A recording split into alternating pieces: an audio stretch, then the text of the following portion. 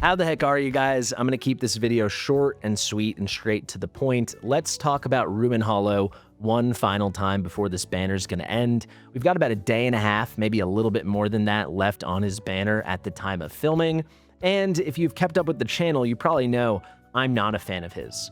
I remain not a fan of his. However, I do want to apologize because my disappointment for what I wanted this hero to be very much clouded my broader vision of what this hero could be on many accounts. Now, I remain disappointed. I feel like he solves not a singular problem Allura was already struggling to solve. I don't see any big benefit there at all.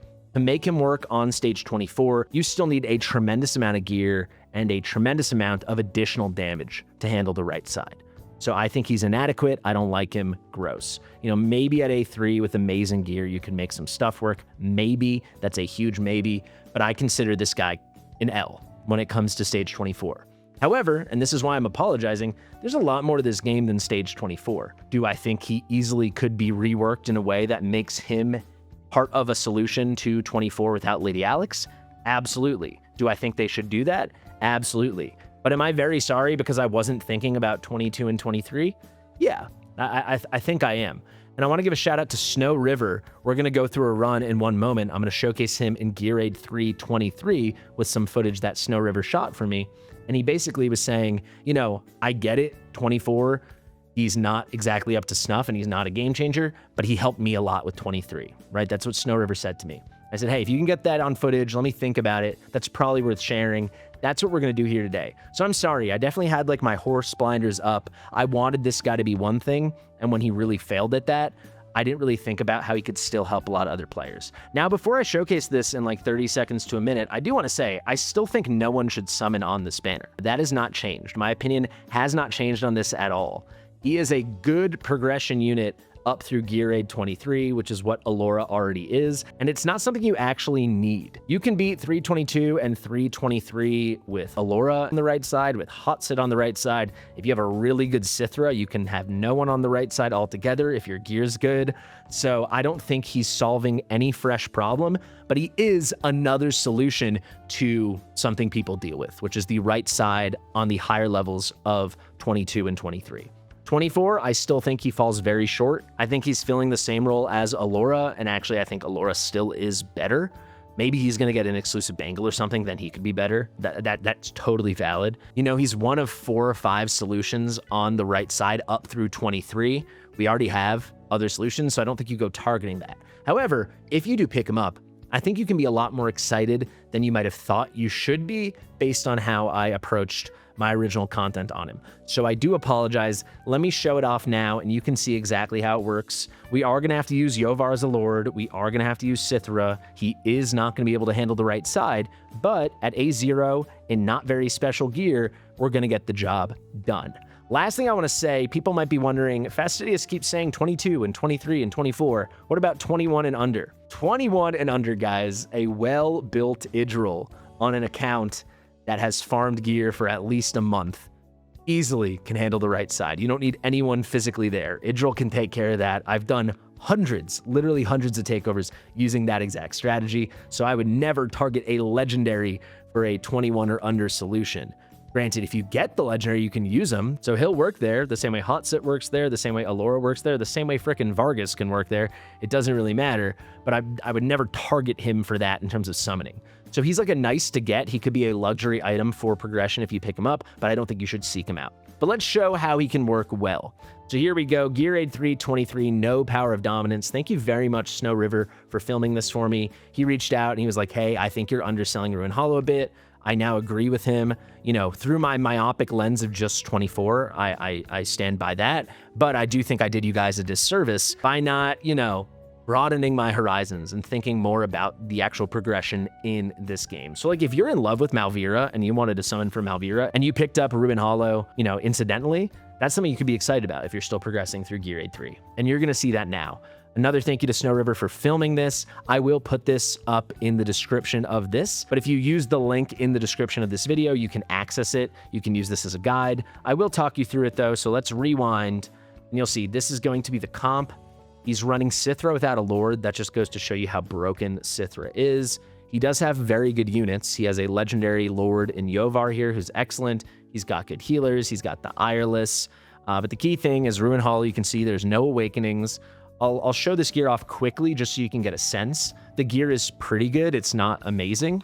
I don't think he'll be offended by me saying that at all. Like this Diao Chan build is probably 1 to 2k attack under an optimal Diao Chan build, but it's good enough. That just can kind of anchor you in where we're at. I'll show you Dallin really quickly too. He is going to use Dallin to tank in the front. Always a cool strategy. Pretty nice build here in the Guardian set. If you want to see every little build, you can go find the link in the description. Like I said, here's his Sithra and some of his best gear. And it's very good, but it's not like mind-blowing gear, right? 331 attack speed, good attack, but not crazy. Good crit damage for sure. It's just like a very solid build. Like this is an account like this is what some of the better gear is going to look like. I think it's very realistic, and that's why I really value what he put together here. Yovar is barely going to be on the field. It doesn't really matter. We've got a very good build for this account on Silas. You can see pretty well optimized Infernal Roar, but even still missing some attack speed substats in places, right? The attack speed's a little low. The attack looks excellent. Crit damage looks very solid. It's just like a very fine build, but no additional rage regen. I'm pointing these things out not to be critical, but to say he's going to get this done, you know, Gear Aid 3, Stage 23, right there, with like not perfect substat gear, right? Good substat gear, but not like perfect quads and everything, not even close. Here's Kai. He's in a Soulbound Arcana. This is a better build, but again, attack looking a little low, right? Probably had to run a crit damage main stat there. Here we got Yuri. This is quite a nice build. Attack looking very good. Speed, again, always on the lower side, it seems. Crit damage, very good. Very solid build. And now here, the moment of truth. You'll see Ruen Hollow. He's in this Cataclysm build, and it's like completely acceptable, right? The attack is good. It's not amazing. You know, it's probably towards like 15k, maybe a little more once you include artifacts and stuff. He's in a Hand of Doom artifact, by the way. They don't show it here. We got 346 attack speed, which is good, but again, we're missing substats.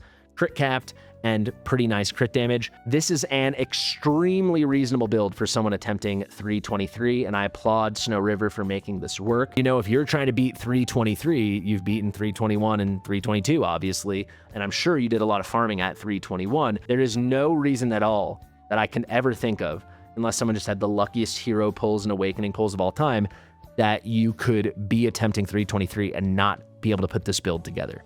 I don't think there's any excuse for that. Everyone should have farmed enough to be able to get a build like this. So when you're at this point, not at any point in the game. There you go. He's under BP a little bit too, just under a million.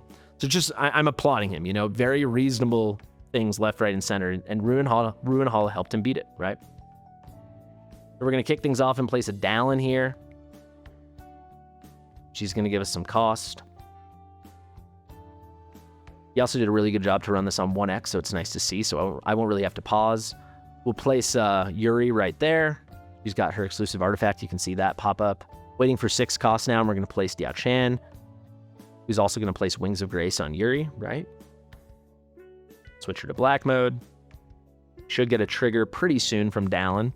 There's an ult trigger from Yuri. This is all just the setup. I'm going to include it. You can skip ahead if you just want to see Ruen Hollow. There is our trigger of the cost. Here comes Silas. He has the cost. There we go. There's Ruen Hollow. And you'll see this is the first example of Ruen Hollow being good enough to be part of the solution for the right, but still even here on 323, though it's not the best gear in the world, but on 323, he's incapable of doing it by himself. So he's hitting for like 82, 87, 87. It's just not going to be enough. This will go up later once he gets some kills and his penetration goes up. Right? You can see we ult there with Silas. We're taking this out in the middle. He's not even going to come close to taking care of this guy on the right. Devs had messaged me after some initial testing before the original showcase I showed you. Before the original footage I showed you that I created, where they're like, oh, you should ult now and kill this guy. But if you kill this guy too fast, you don't stay invisible. And if you don't have some crazy rage regen or something, you're not going to be able to cycle the ult back. So that's really not an option. So I actually think the way Snow River's doing it here is entirely appropriate, and I think it's basically perfect for the strategy he's using. You can see we put Sithra down right before that Narissa while I was talking. And Sithra is how we're going to get this done. So where did he get this right middle mob's health? 45%, 40 to 45%. One Sithra ult. Sithra's cracked. That's all it takes, right? So now Sithra can go full delete button. That guy's gone, right? This guy still has leftover arrows too.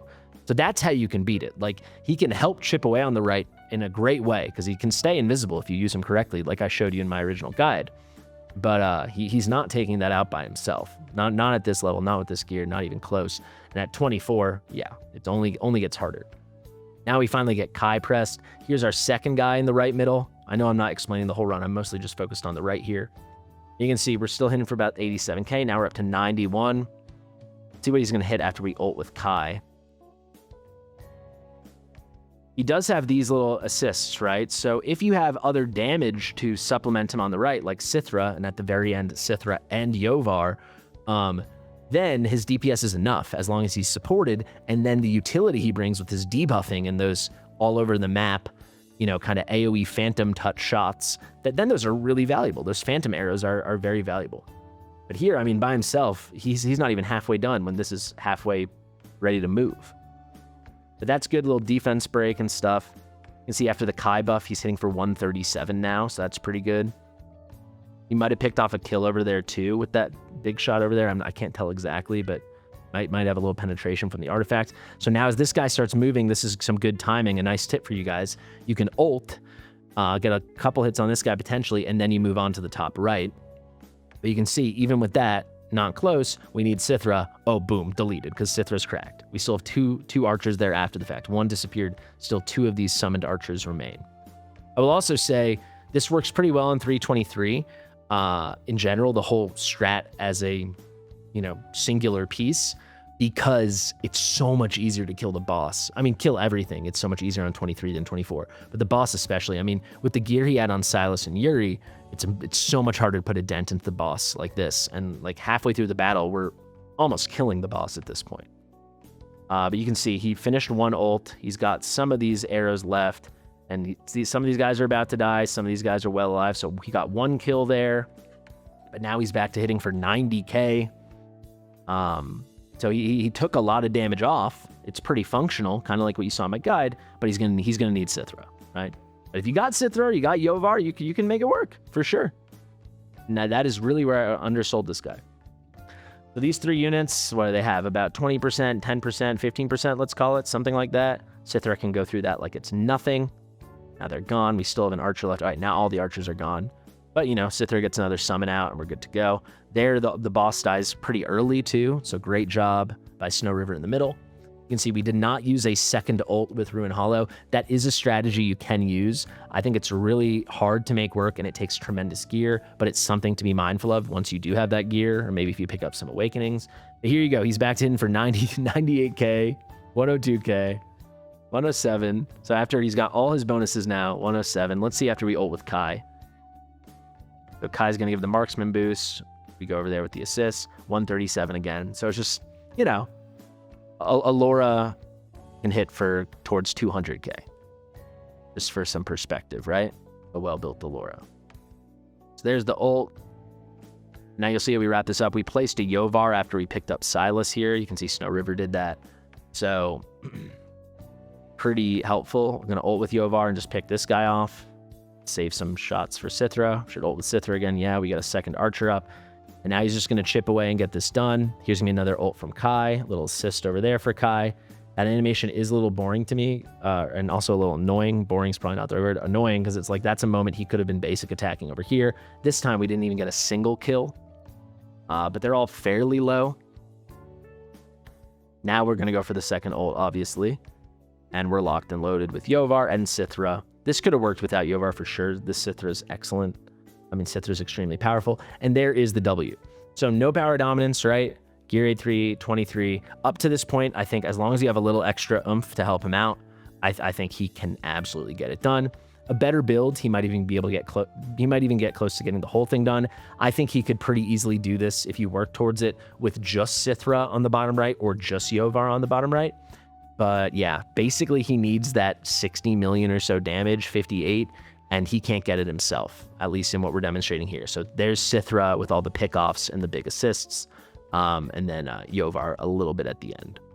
However, you know, it's completely functional for progression, so I wanted to bring your guys' attention to this, and I really wanted to do my due diligence. A huge thank you to Snow River. Like I said, I'll put the link to this unlisted video here if you do want to use it as a guide. Thank you guys so much for watching. And I promise, you have my word, especially the real ones who made it to the end of this video. You have my word. In future, should you summon videos and showcase content of new things, I will make a much bigger, more thoughtful effort to focus on, you know, multiple progression level stages, not just like some of the hardest versions of certain content. I'll try to keep that full picture. The reason I do focus on that is because I don't really think a lot of units are worth targeting on these banners with your very limited important summons that can be used on insane banners. I think you need to be targeting broader units for your account that either are going to help you in multiple places within the game, right? They're going to help you with a spectrum of content, or they're going to be viable in the end game for a piece of content. Otherwise, I just don't think you target units like these on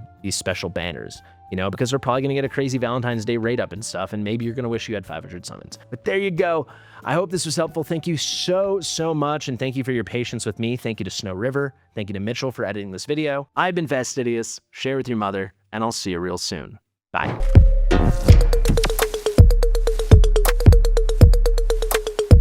Fastidious.